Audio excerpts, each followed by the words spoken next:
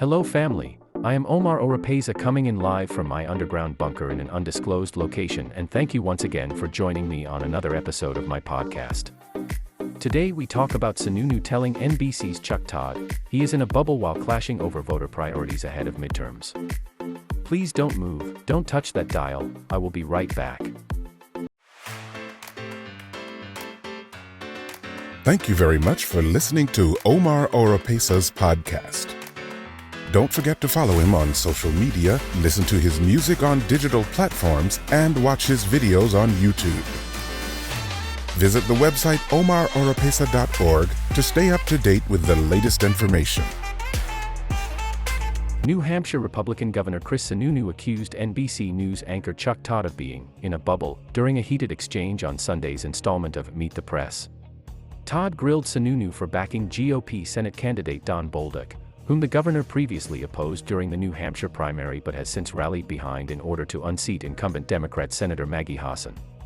Why are you supporting an election denialist, and do you think the inflation issue is enough to sort of rationalize support for somebody who thinks school buses of voters are going to show up in New Hampshire? Todd asked. Let me tell you, you're in a bubble, man, Sununu responded. I love you, Chuck, but you're in a bubble if you think anybody's talking about what happened in 2020 or talking about Mar-a-Lago and all that. I know the press loves talking about it. People are talking about what is happening in their pocketbooks every single day when they have to buy groceries or fill up gas. I get that, Governor, I get that, Todd chimed in. Should they be? You think they should be prioritized over election denialism? Should they be? Of course. Sununu exclaimed. This is hitting people.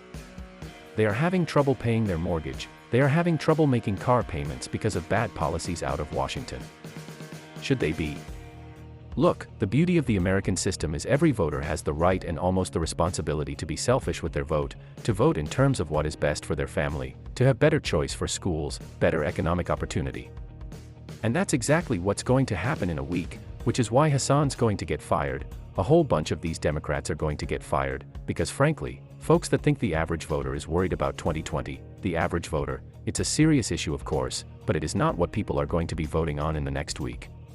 And that kind of has baffled me through this whole campaign season, the fact that Democrats keep pushing this stuff and talking about things that aren't really what voters want to hear about or aren't really connecting with the empathetic challenges that the average voter is seeing every day, Sununu added. Please don't forget to share this video, this podcast, so we can grow as a family. Thank you, and may God continue to bless you. If you like this podcast, you can support it by sharing it and donating just by clicking on the link in the description. It would be deeply appreciated and a blessing.